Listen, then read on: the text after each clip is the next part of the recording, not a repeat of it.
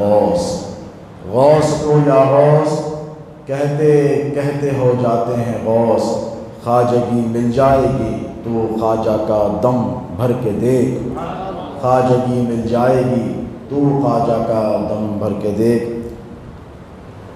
برادر عالی وقار، محترم و معظم و محتشم جانشین سجادہ نشین بارگاہ سید الابدال سلطان الفقراء سرکار لا ابالی رضی اللہ تعالی عنہ، حضرت العلامہ مولانا حافظ ڈاکٹر سید شاہ ہاشم عارف بادشاہ قادری الحیدری ادام اللہ فیضہ، برادران ملت اسلامیہ، السلام علیکم ورحمۃ اللہ وبرکاتہ۔ یقیناً ہم نے شہزادے ذی وقار کا ایک پرمغز خطاب سماعت کیا ہے۔ اللہ آپ کو ہم کو ان کے ارشادات سے استفادہ کرنے کی توفیق عطا فرمائے، اور آپ تمام کو حضرت کے ارشادات پر عمل کرنے کی بھی توفیق عطا فرمائے۔ میرے والد بزرگوار شہزادے حضور غوث الاعظم پر اللہ کی لاکھوں کروڑوں رحمتیں ہوں، وہ اکثر فرمایا کرتے تھے کہ وضو پر تیمم نہیں ہوتا، لیکن اگر کوئی بندہ وضو کر چکا ہو تو پھر اس پر تیمم نہیں ہوتا۔ ٹھیک اسی طرح تمام معاملات میں عارف پاشا قبلہ کو اپنے سے بڑا مانتا ہوں، صرف عمر میں ان سے بڑا ہوں، یا یوں سمجھے کہ عمر میری زیادہ ہے، کیونکہ میں جس آستانے کا جارو کش ہوں اور جہاں کی غلامی پر ناز کرتا ہوں، یہ وہاں کے سجادے ہیں۔ اور ہمارا یہ اصول ہے کہ جو منصب پر بیٹھا ہوتا ہے ہم اسے سلوٹ ضرور مانتے ہیں۔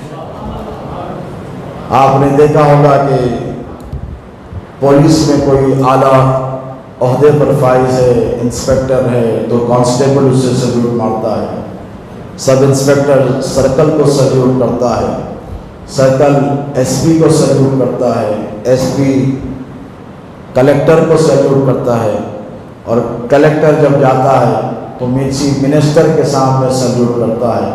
پھر یہ سلسلہ چلتا رہتا ہے تا وقت کہ اس احمق تک نہ پہنچے تو ہندوستان کا وزیر اعظم بن کر بیٹھا ہے۔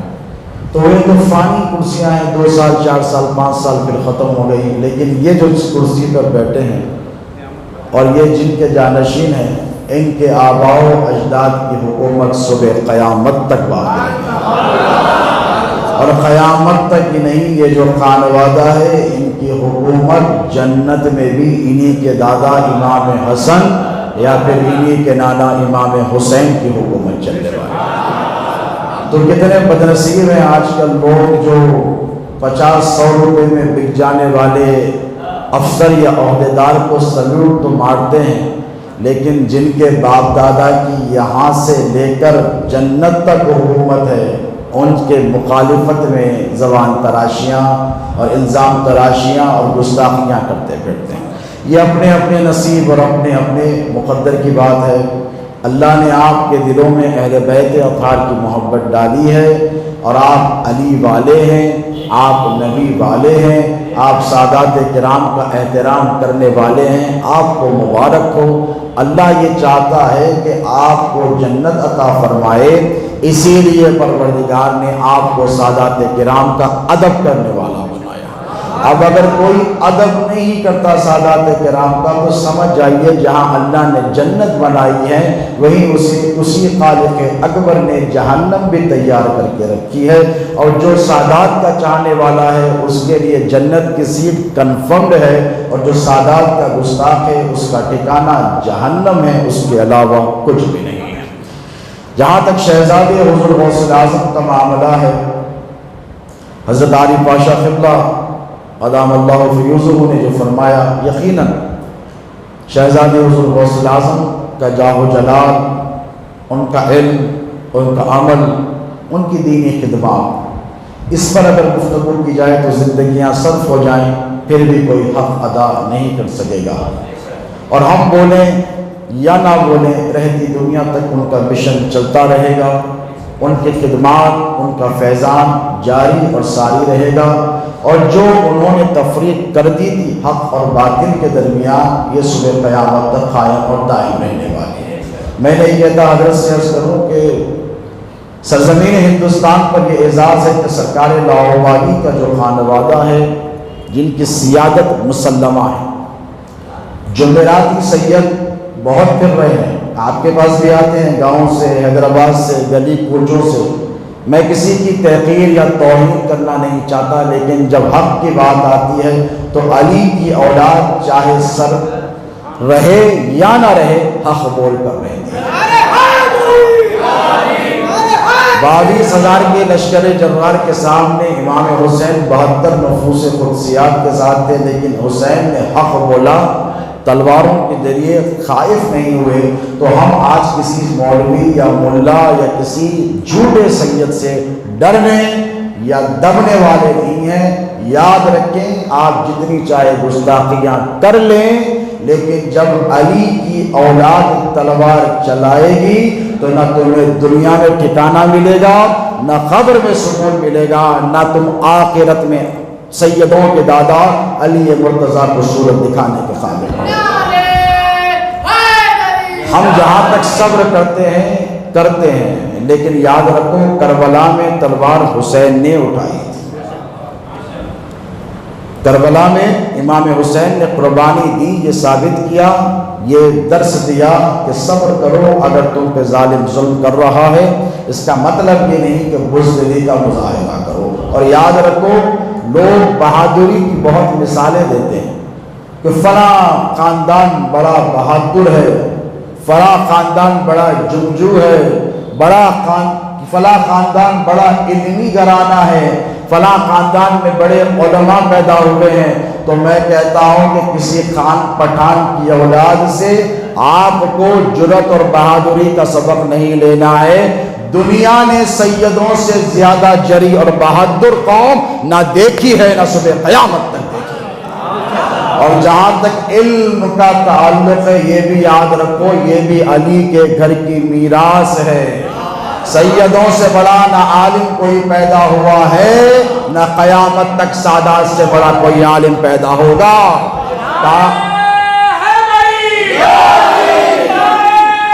کاغذ کے ٹکڑے لے کر سند یافتہ اپنے آپ کو کہہ کر تم علم کے تربے میں نہ رہنا، اسی لیے کہ علم تو علم، تمہارا عمل بھی دنیا میں رہ جائے گا اگر تم سیدوں کی گستاخی اور مخالفت کرو۔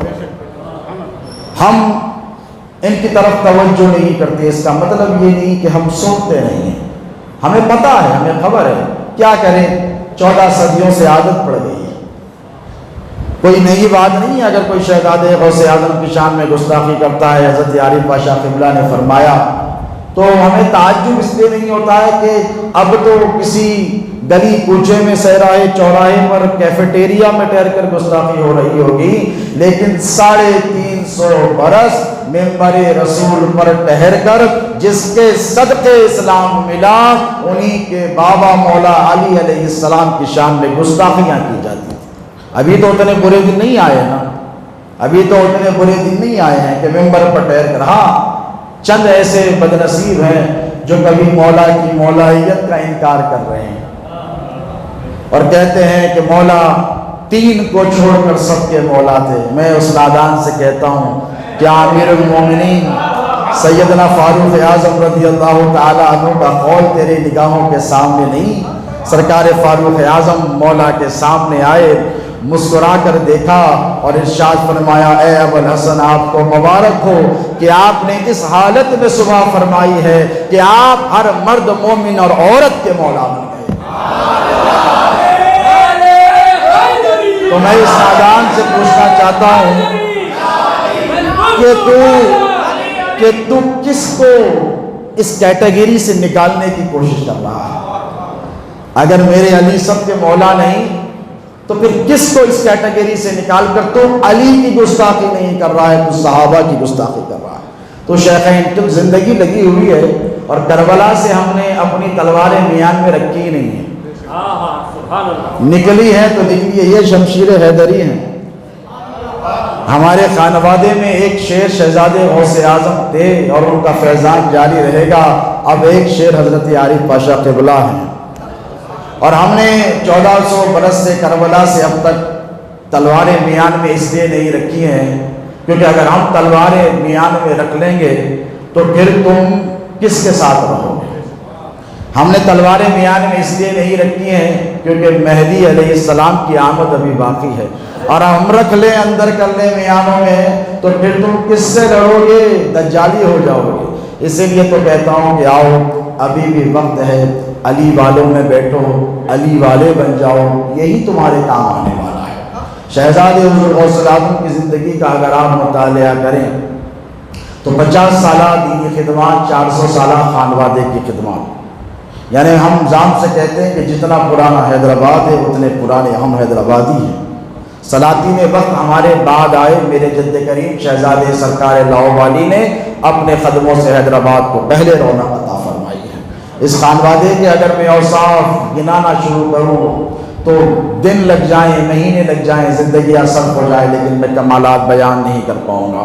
لیکن چند بنیادی باتیں آپ کو بتاؤں کہ شہزادے حضور غوث اعظم کی حیات طیبہ کا اگر نچوڑ دیکھا جائے تو 50 سالہ جو عملی مظاہرہ جو شہزادے غوث اعظم نے کیا اس کو 2 حصوں میں منقسم کیا جا سکتا ہے، ڈیوائڈ کیا جا سکتا ہے۔ ایک یہ کہ 30 سال شہزادے حضور غوث اعظم نے رد وہابیت کیا ہے، رد وہابیت بدعقیدہ جماعتوں کا رد کیا، لیکن 20 سال 2000 سے لے کر 2020 تک اگر دیکھے جائیں، عارف پاشا قبلہ بہتر جانتے ہیں، جو شہزادے غوث اعظم کے تربیت یافتہ ہیں یا ان کی خدمت میں بیٹھے، وہ جانتے ہیں کہ 20 سال صرف رد خارجیت اور ناصبیت کیا ہے۔ لوگ کہنے لگے کہ اس قدر شدت سے رد خارجیت اور ناصبیت کیوں کیا جا رہا ہے؟ میں نے خود بابا جان کی قدم پکڑ کر پوچھا تھا کہ بابا کیا ماجرا ہے کہ آپ کی ساری توجہات، آپ کی تلوار کا سارا رخ، آپ کی ساری توجہ خارجیت اور ناصبیت کی طرف ہے؟ تو ارشاد فرمایا کہ بیٹا جس دور میں جو تقاضے ہوتے ہیں نا، یہ غوث اعظم کی سنت ہے، اسی طریقے پر عمل کیا جاتا ہے، ہم وہی دیتے ہیں جس کی ضرورت ہے۔ فرمایا کہ میں جب بریلی سے پڑھ کر آیا تو ہر طرف وہابیت دندناتے پھر رہی تھی، وہابیت کا سر قلم کرنا تھا، میں نے وہابیت کا سر جنوبی ہند میں قلم کر دیا، دکن کی حد تک اسے ختم کر دیا۔ اب میں نے دیکھا کہ خارجیت اور ناصبیت دندناتے پھر رہی ہے، اسی لیے میں نے ساری توجہات ناصبیت اور خارجیت کی طرف کر دی۔ پیران پیر سیدنا غوث اعظم کے دور میں توحید خطرے میں تھی۔ علماء بیٹھے ہیں، پوچھیں آپ، اقتصاد کریں، کبھی خدمت میں بیٹھیں تو پیران پیر نے اپنی ساری توجہات توحید کی طرف۔ تو ان کی اولاد جب اس سرزمین پر تشریف لائی، سرکار لاہوری رضی اللہ تعالیٰ عنہ کرنول کے سرزمین پر تب تشریف لائے، تو بتائیے کون سا مولوی تھا، کون سا مدرسہ تھا؟ آج نفرتوں کے بیج بوئے جا رہے ہیں، آپ سنیوں کو سنیت سے نکال رہے ہیں۔ حد تو یہ ہو گئی کہ جن کے صدقے اسلام ملا انہی کی سنیت پر سوالیہ نشان لگایا جا رہا ہے۔ جن کے صدقے تم مسلمان بنے آج انہی پر اعتراض کر رہے ہو۔ یاد رکھو کہ جہاں علی کی اولاد زندہ ہے نا، وہیں پر یزید کی نسلیں بھی باقی ہیں۔ کہتا ہے کون ختم ہوئی کربلا کی جنگ، ہم لڑ رہے ہیں آج بھی نسل یزید سے، ہم لڑ رہے ہیں اور لڑتے رہیں گے۔ لیکن آپ ذی شعور ہیں، جن کے ہاتھوں میں غوث اعظم کا دامن ہے نا، اور جو خواجہ کی چھٹی کرتے ہیں، ان پر ذمہ داری عائد ہوتی ہے کہ یاد رکھو اگر خواجہ کی چوکٹ پر اجمیر جاؤ تو کیا سوچ کر جاتے ہو کہ خواجہ توجہ فرمائیں؟ جاتے ہو کہ نہیں؟ کیوں جاتے ہو؟ محنت کر کر خواجہ کرپا کر دیں، خواجہ نظر عنایت کر دیں۔ یاد رکھنا خواجہ اس شخص کی طرف دیکھیں گے بھی نہیں جو علی کے گستاخ سے ہاتھ ملا کر آیا ہے۔ تمہاری 11ویں دھری کی دھری رہ جائے گی، تمہاری 12ویں دھری کی دھری رہ جائے گی۔ غوث اعظم تمہاری طرف نظر التفات نہیں فرمائیں گے اگر تم دشمن حیدر سے دوستی اور اپنے تعلقات کو استوار کر کے رکھو گے۔ کس کا دامن پکڑ کر جاؤ گے؟ اے چشتیوں، اے قادریوں، میں تم سے پوچھنا چاہتا ہوں اگر جنت میں جانا چاہتے ہو تو آؤ وہ کرو جو غوث اعظم کیا کرتے تھے، آؤ وہ کرو جو غریب نواز کیا کرتے تھے۔ ہم نے پوچھا غوث پاک آپ کو یہ سب کس سے ملا؟ تو پیران پیر نے فرمایا میرا جو کچھ ہے میرے جد کریم حیدر کرار کا عطا کیا ہوا فیضان۔ غریب نواز کے پاس جو کچھ ہے کس کا ہے مجھے بتاؤ، بولو، کسی اور کا ہے؟ کسی کا عمل یا دخل ہے؟ کسی نے دیا ہے غوث اعظم کو؟ بتاؤ تم غوث اعظم کے فیضان کے حقدار بننے والوں، غوث پاک کے پاس جو کچھ ہے نا وہ سارا کا سارا مولا علی مشکل کشا کا ہے۔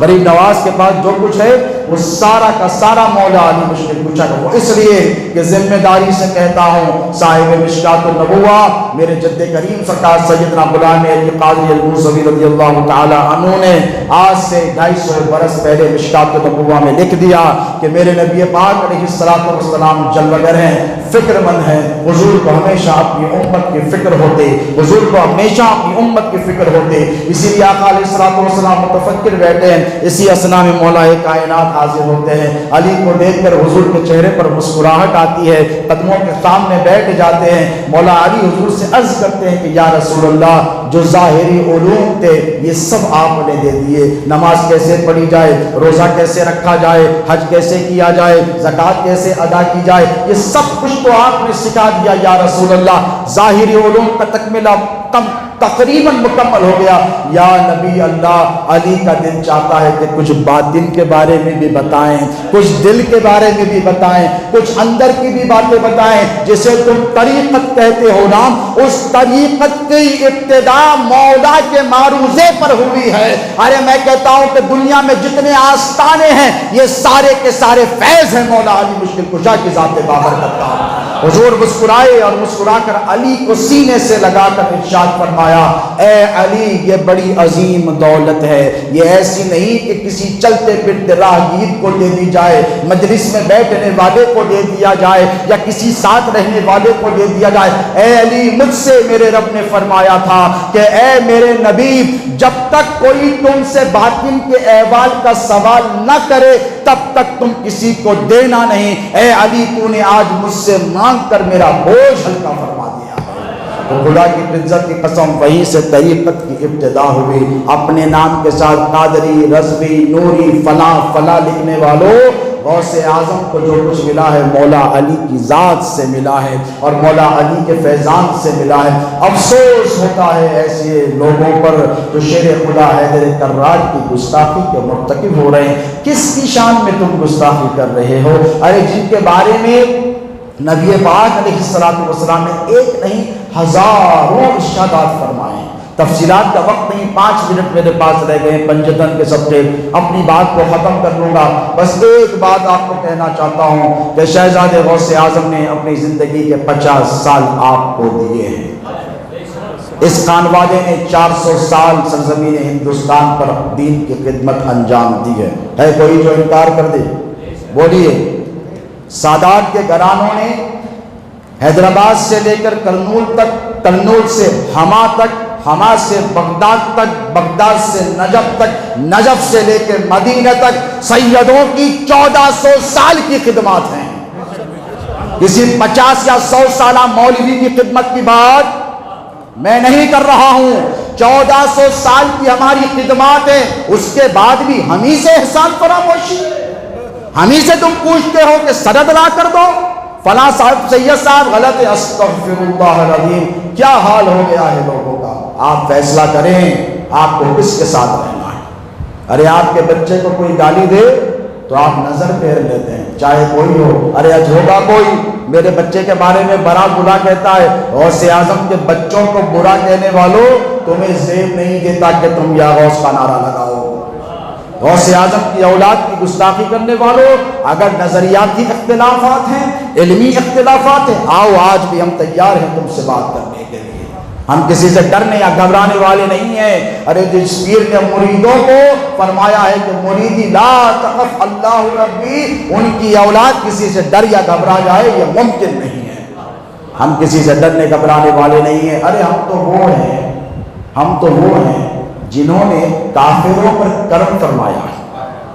تم مسلمانوں میں انتشار اور اختلاف کرتے ہو، کہتے ہو یہ نہیں کہنا چاہیے، وہ نہیں۔ جس کا جو مقام ہے وہ سو ہے، اہل بیت کا جو مقام ہے وہ ہے، علی کا جو مقام ہے وہ مسلمہ ہے، اس میں کوئی تبدیلی نہیں لا سکتا صبح قیامت تک۔ مولا علی کی شان میں لاکھ تم گستاخیاں کر لو، مجھے بتاؤ جو شرف حیدر کرار کو یا ان کی اولاد کو ملا ہے، یہ سازش یہودیوں کی تھی، یاد رکھنا، یہ سازش یہودیوں کی تھی۔ ابھی مجھ سے ایک شخص نے رابطہ کیا، علامہ شہدہ کمالی صاحب نے کہا کہ آپ اپنا تاثر کتاب پر بھیجیں، خواجہ بتا حضرت ابو طالب کے نام سے انہوں نے کتاب لکھی، تو راستے میں فون ہی پر ٹائپ کر ان کو ارسال کیا۔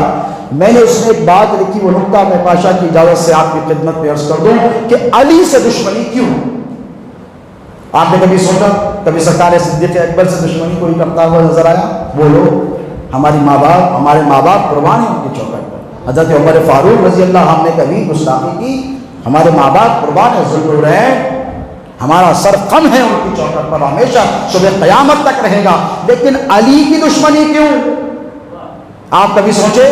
ارے جن کے بارے میں ہزاروں احادیث، 600 سے زائد قرآن کی آیتیں جن کے لیے نازل ہوئی ہو، ارے علی تو علی کے گھوڑے کی ٹاپ سے اڑنے والی خاک کا قرآن میں اللہ نے ذکر کیا ہو، ارے وہ علی، اس سے دشمنی کیوں؟ تو دیکھو یہ یہودیوں کی سازش تھی، اس کا شکار آج کے ملا مولوی ہو گئے ہیں۔ مشائخ کی دشمنی، پاشا نے بہت اچھی بات فرمائی، بات نیچے سے شروع ہو گئی اوپر تک جاتی ہے۔ علی پاشا کی گستاخی کی، ٹھیک ہے کوئی بات نہیں، I don't mind, keep doing it. Arif Pasha قبلہ کی گستاخی کی، معاف کر دیا۔ میرے بابا جان کی گستاخی کی، معاف کر دیا۔ دادا کی ہم نے معاف کر دیا۔ لیکن یہ جو روش چلی یہ اوپر تک پہنچ گئی، اب صرف رسول اللہ اور اللہ کی گستاخی باقی رہ گئی۔ یہ فرقے والے تو کر رہے ہیں، زیبرا پٹے والے، آپ دیکھیں، آپ سن لیں۔ لیکن علی کی دشمنی کیوں؟ علی کی دشمنی اس لیے کہ نبی کا نسب علی سے چلا ہے۔ اِنَّا آتَيْنَكَ الْكَوْثَرَ کا جو وعدہ ہے، سب سے زیادہ تکلیف جہاں مشرکین مکہ کو ہوئی، بنی امیہ کو ہوئی، وہ یہ سمجھ رہے تھے کہ یہ تو ابتر ہے، نسل ختم ہو گئی، حکومت ہماری، پھر کیا بھی وہی۔ 300 سال بنو امیہ غاصب رہے، امام حسن کو زہر دیا، امام حسین کو شہید کیا، مولا علی کو کوفہ کی مسجد میں شہید کیا۔ یہ سمجھ رہے تھے کہ اب سب ہمارے ہاتھ میں آ گیا، بدر کا بدلہ ہو گیا، احد کا بدلہ ہو گیا، ہم حکومت لے لیں گے۔ ان کو علی سے اس لیے دشمنی تھی کیونکہ ان کو پتا تھا کہ علی کے ذریعے نبی کا نسب چلنے والا ہے۔ تو یہ دشمنی علی سے نہیں ہے، نبی سے ہے۔ کس سے ہے؟ یہ دشمنی نبی۔ یہودیوں نے کیا کیا پتہ ہے؟ سازش رکھی، ہمیشہ گھسے رہے اندر، مدینے کا بدلہ لینا تھا، خیبر کا بدلہ ان کو لینا تھا، اور یہ سازشی ہیں، کھلے دشمن ہیں۔ قرآن اٹھا کر پڑھیں، آپ کو پتہ چلے گا۔ صبح قیامت تک آپ کے دشمن بنے رہیں گے اور ہمیشہ تجسس میں رہیں گے، ہمیشہ ٹو میں لگے رہیں گے۔ آپ کو مسلمانوں کو کہاں ڈیمیج کیا جائے، ان کی اکنامی کیسے ویک کیا جائے، ان کو کیسے تباہ برباد کیا جائے، ان کو مینٹل کیسے ویک کیا جائے، فزیکلی کیسے ویک کیا جائے، ان کو ہیلتھ وائز کیسے ویک کیا جائے، اکنامیکلی کیسے، یہ تجسس میں لگے۔ احادیث پڑھے ہیں، اب اس کا گنجائش نہیں ہے کہ میں اس کی طرف آپ کو لے جاؤں، پھر کبھی زندگی رہے گی تو آپ کو سناؤں گا۔ تو انہوں نے کیا کیا؟ یہ مسلسل سازش میں لگے۔ حضور نے فرمایا حدیث شریف کا مفہوم ہے آخری بات، کہ قیامت اس وقت تک واقع نہیں ہوگی جب تک کہ مسلمان ایک ایک یہودی کو چن کے قتل نہ کر دیں۔ آپ بتائیے رحمت للعالمین کا مزاج کہاں، یہ ارشاد کہاں؟ حضور نے کیا فرمایا؟ اس وقت تک قیامت واقع نہیں ہوگی جب تک تم ایک ایک یہودی کو قتل نہ کر دو۔ حضور نے فرمایا حتیٰ کہ جس پتھر کے پیچھے یہودی چھپا رہے گا، حضور فرماتے ہیں کہ وہ پتھر پکار کے مسلمان سے کہے گا کہ میرے پیچھے یہودی چھپا ہوا، اسے قتل کر دے۔ اللہ اس پتھر کو قوت گویائی عطا کرائے۔ تو سوچے کتنے بڑے دشمن ہیں یہ، ایسے جانے دینے والے تھے؟ خیبر ہاتھ سے نکل گیا، مدینہ ہاتھ سے نکل گیا، یہ کیا ایسے چھوڑنے والے تھے؟ نہیں چھوڑا۔ انہوں نے کیا کیا؟ اچھا ہمارے ساتھ ایسا معاملہ کیا، ہم بدلہ لیں گے۔ کیا لیں گے؟ کہا ابو طالب مسلمان نہیں۔ کون مسلمان نہیں؟ جن کے پوتے جنت کے سردار، وہ مسلمان نہیں۔ تو کیا کیا؟ نبی کے نسب کو مشکوک کرنے کے لیے، نعوذ باللہ من ذالک، یہودیوں نے یہ سازش کی، اور اسی سازش کا شکار یہ زرخرید مولوی ہو گئے۔ کوئی نیا فتنہ نہیں ہے، بکتے رہے ہیں۔ ایک سیدوں کے علاوہ سب بکاؤ ہے، میں ذمہ داری سے کہتا ہوں، کیونکہ نبی نے فرمایا ہے کسی کی ذمہ داری میرے نبی نے نہیں لی ہے۔ یاد رکھو، انی ترکتم فیکم مستقلین کتاب اللہ و اہل بیتی، فرمایا دو چیزیں، ایک میری آل، دوسری اللہ کی کتاب، اس وقت تک جدا نہیں ہوں گے جب تک حوض کوثر پر مجھ سے آ کے ملاقات نہیں کرتے۔ فرمایا ایسے رہیں گے۔ کسی اور کی ذمہ داری لی، کسی مولانا کے لیے میں معذرت کے ساتھ کہتا ہوں، کسی مولوی کی لی, کسی خان یا پٹھان کی لی, بتائیے نہیں, علی کی اولاد کی ذمہ داری مصطفیٰ نے لی ہے. ارشاد فرمایا ہے کہ مجھ سے حوض کوثر پر آ کے ملیں گے, دونوں ایسے رہیں گے. تم سر پٹک پٹک کر مر جاؤ, نہ سیدوں کو قرآن سے الگ کر سکو گے, نہ قرآن کو سیدوں سے الگ کر سکو گے. دونوں حق پر ہیں. کیا ہے؟ الحق مع علی و علی مع الحق. آپ کو چاہیے کہ آپ پہچانیں یہ دور خارجیت اور ناصبیت کا دور ہے. Zero tolerance policy. کون سی پالیسی؟ زیرو ٹالرنس پالیسی آپ کو اختیار کرنی ہے. اس لیے جنت میں جانا چاہتے ہو کہ نہیں؟ اور اگر جانا چاہتے ہو علی کے وفادار بن جاؤ. ہم وہ ہے, یاد رکھو. آج بھی آ جاؤ, سرکار لاہور علی کی خدمت میں راجہ کی بیٹی کو لایا گیا. کوئی مسلمان تھا, مولانا کی بیٹی تھی, مفتی صاحب کی بیٹی تھی, بتائیے کسی صاحب کی بیٹی تھی؟ نہیں نا, ایک کافر کی بیٹی. راجہ جو مسلمانوں کا دشمن لا کے رکھا گیا, اور مردہ, زندہ بھی نہیں, نظر عنایت ڈالی, شفقت و رحمت کی نگاہ ڈالی تو زندگی عطا فرما دی. تو یہ وہ گھرانہ ہے دوستو جن کے دادا نے مردوں کو, کافروں کو زندگی عطا کی ہے. آج بھی آؤ, عارف پاشا کے قدم پکڑ لو. جتنے راستے سے بھٹکے ہوئے, میں ذمہ داری سے کہہ رہا ہوں, ان کے قدموں کو پکڑ لو. ہمارے دادا نے مردوں کو زندگی عطا فرمائی تھی, کم سے کم ہم مردہ خلوق میں تو نہیں زندگی ڈال سکتے.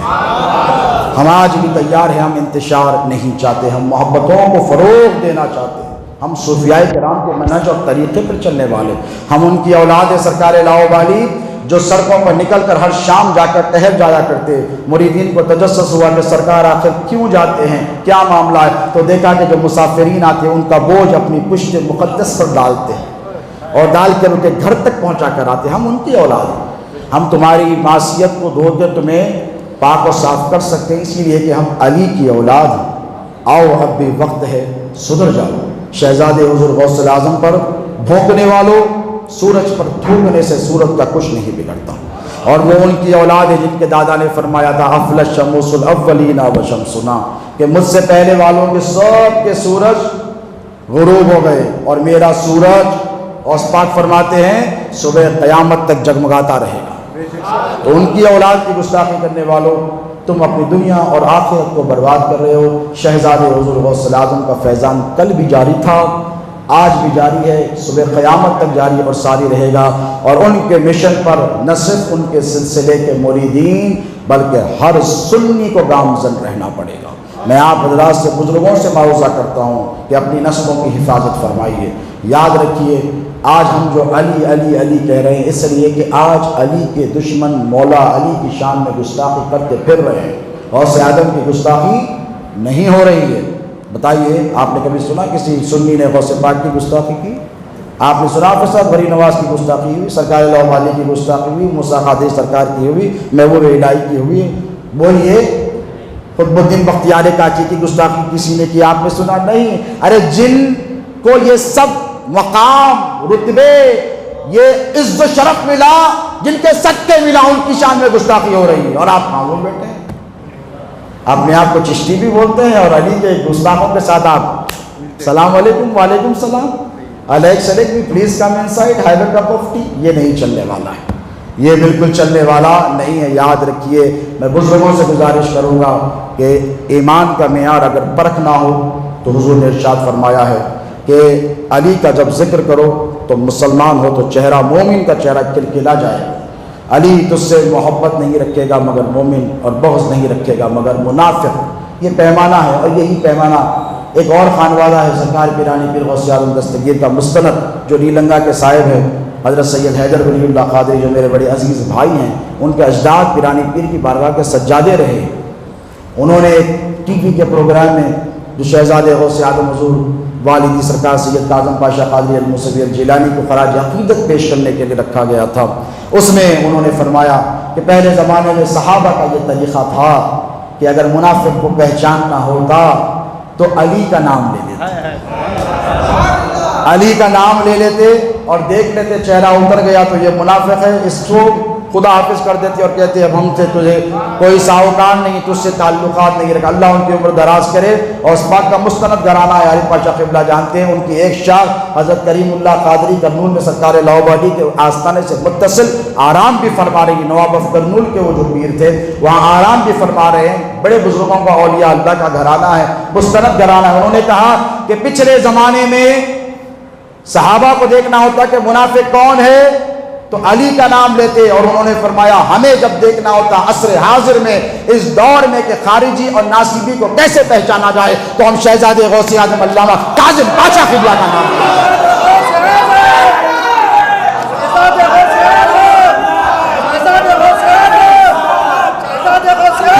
یہ میں نے نہیں کہا ہے یا کسی اور نے نہیں کہا، یہ غوث اعظم کے گھرانے کے ایک فرد فرید نے کہا ہے جو اپنی مسند پر بیٹھا ہے۔